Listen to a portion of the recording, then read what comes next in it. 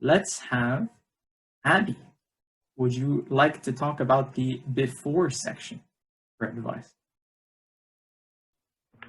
Yeah, for sure. So before the competition, depending on what kind of competition it is, it's very important that you prepare for it. So is it considered, for example, if it's a case competition or a simulation competition, it's important that you have a presentation template or a presentation style that you follow, which gets the information, like it's direct information goes to your judges, because it's very important to be informative and precise during your presentation. And also, it's important to build your team if it's possible, because of course there are some people that you work very well with or some people that you don't work well with. And it's important that you look at different strength points in each person and just finding some team that works cohesively together. So what's the best way to find a good team is through networking. So this way you could find so many different people, you could network and find so many things in common which could help you, or it could not help you at the same time. So it really depends. But that's why you network and get to know other people and see how people are out there in the world.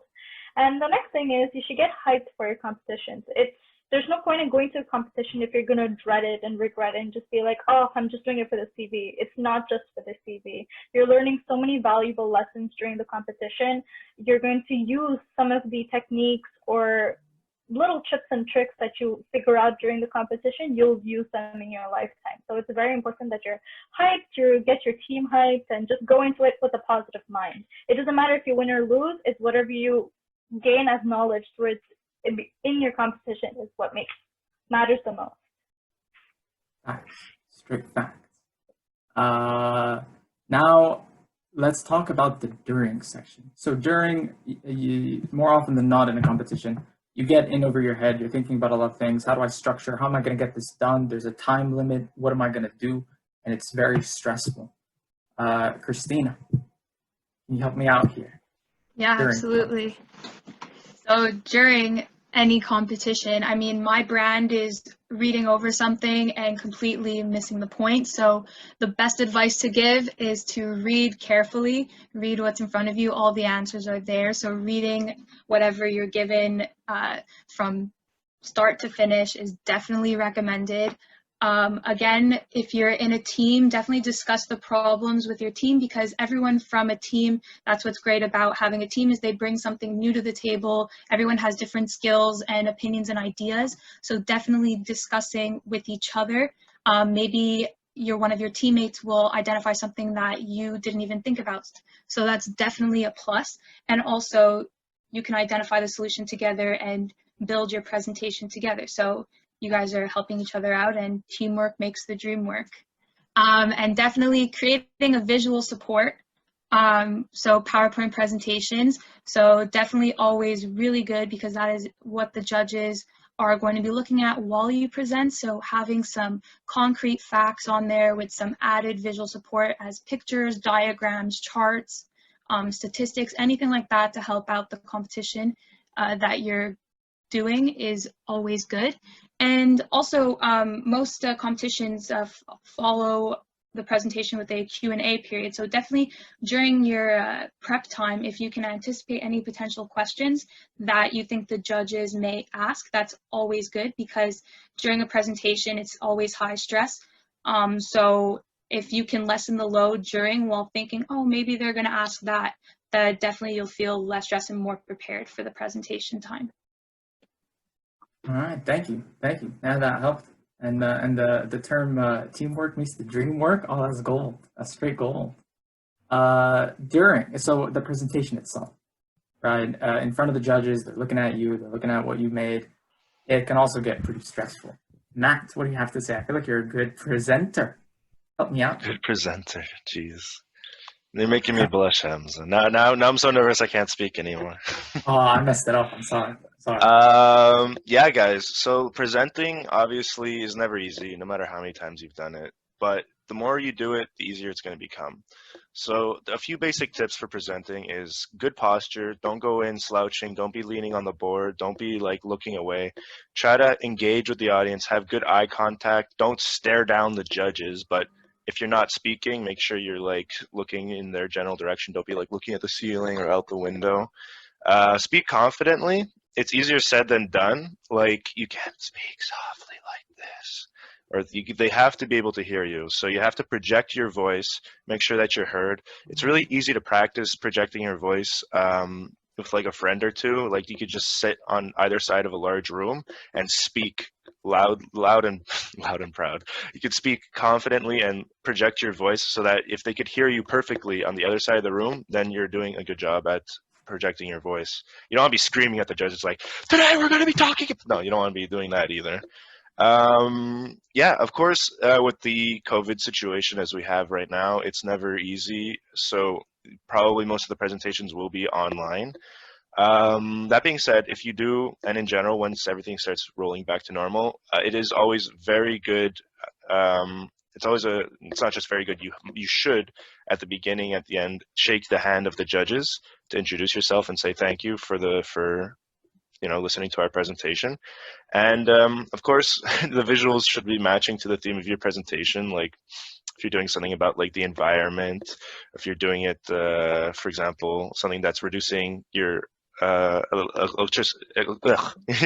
electricity usage in a building, and then your presentation slide is like all like black and gloomy and gray. It's like, again, try, like as mentioned before, try to prepare a presentation template. So if you know the general vibe of what the presentation is going to be about, try to make it more towards that, if possible, of course. That's nice. That was a lot of good advice. I'll try to make eye contact and shake hands when I can. It sounds simple. It sounds simple, and it sounds almost dumb. But guys, that's what makes the difference. If there's two teams with identical presentations, guaranteed the people who go shake the hands, have a firm handshake, project their voice, are going to win, because you get points for presentation. And being memorable, right? That's also leaving an impression. Wait. Like high key, guys, you never want to go first unless you know that the rest of your competition is like way worse than like their presentations are worse. And you never want to go like last if your presentation you feel like is a little weaker. You always want to go in the sweet spot, which is right before last. So you're still fresh in the minds of the judges. That's some good advice.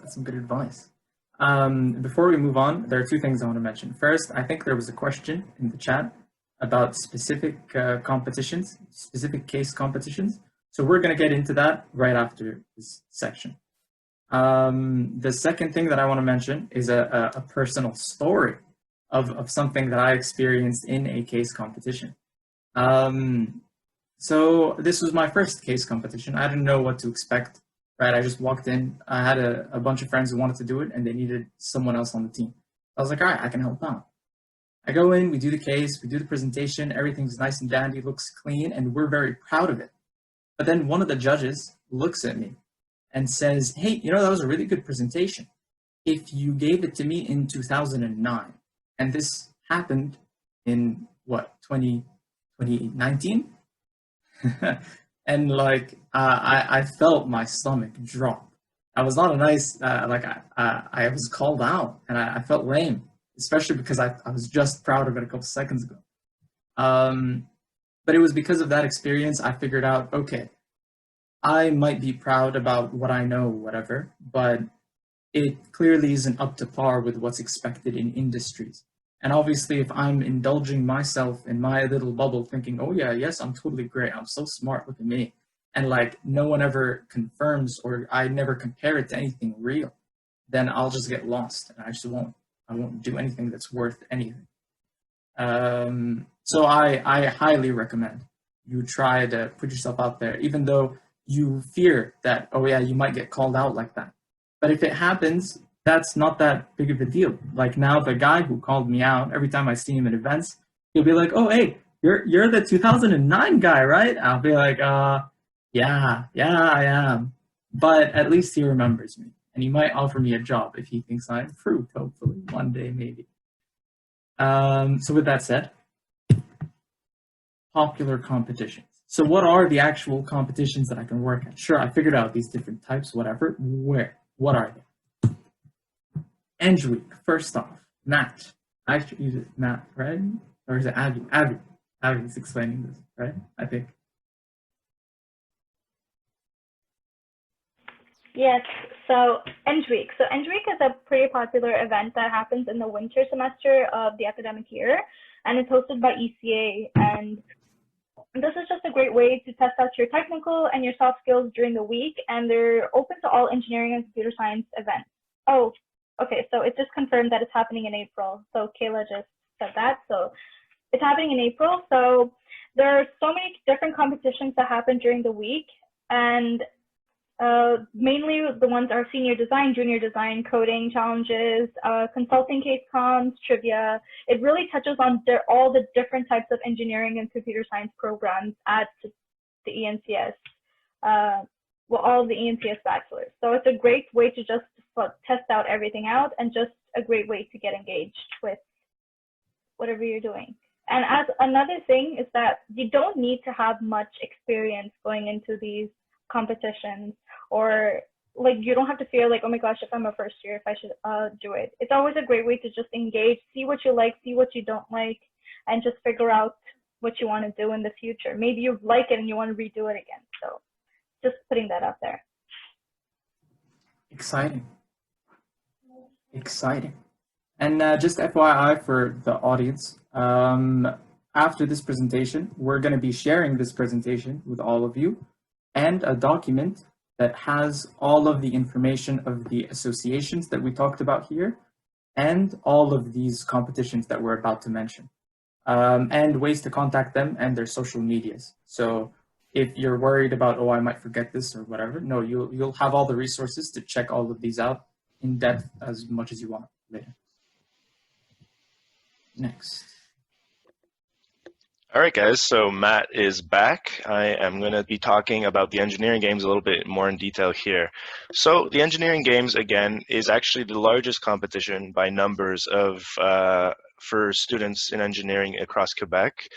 This year, there's the addition of the Drummondville campus for Trois-Rivières. So we actually have 12 universities coming together for 4 days to compete. Highlights from the competition include a 4-month build your own company and a 4-month machine competition. Last year, actually, in the most current games, which happened in January, so in 2020 January, we got 2nd place in machine in Quebec, which is amazing.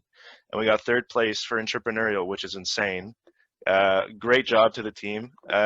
We also have formal debating, trivia, and improv competitions, which again they're both fun as well as very challenging. Especially the debate and the trivia really, it calls to your skills of orating as well as just general knowledge skills. Improv again is a little more like acting skills. So if you think that you have like a little bit of experience in any of those, or you just want to improve your skills, they're amazing. There's also a case competition that happens during the games, which is similar to like all the other case competitions that we spoke about before. Usually hosted, again, all these competitions are usually hosted by sponsored companies, so they will be tweaking the competition to how they want to see the competition run, and of course they'll be judging it. There's also a competition called La Majeure, or the Majeure, where it's basically a disciplinary hands-on case competition between where you are required to have like what's it called, a team of different what's called majors. So you'll have like one mech, one elec, one SON, and they'll all be there basically building a robot within 4 hours. And that's a really, it's called La Majeure because it's like one of the most toughest and technical challenges at the games. There's also the academics day where everybody who participates in the games, by the way, like every school sends 44 people unless you're a small delegation. So some of the universities send a reduced size delegation and they compete in a different bracket. However, Concordia competes in the normal section. So if you are part of the 44 that go, you'll also be doing an ACADS day. So you'll either be doing a theoretical paper or exams, or you'll be doing a practical component, which I spoke a little about before. For example, civil engineers will have to build like maybe like a little bridge. Industrial engineers, for example, we usually have to do like a VBA exercise, or we have to optimize or make a system more lean. Mechanicals usually have to build like a little robot. Electricals is 1 year they had to build a radio in only like 2-3 hours, which is pretty cool. There's also a sports day, so there's sports that are like in the pool, outside, in the gym. Usually one that has more to do with dodgeball.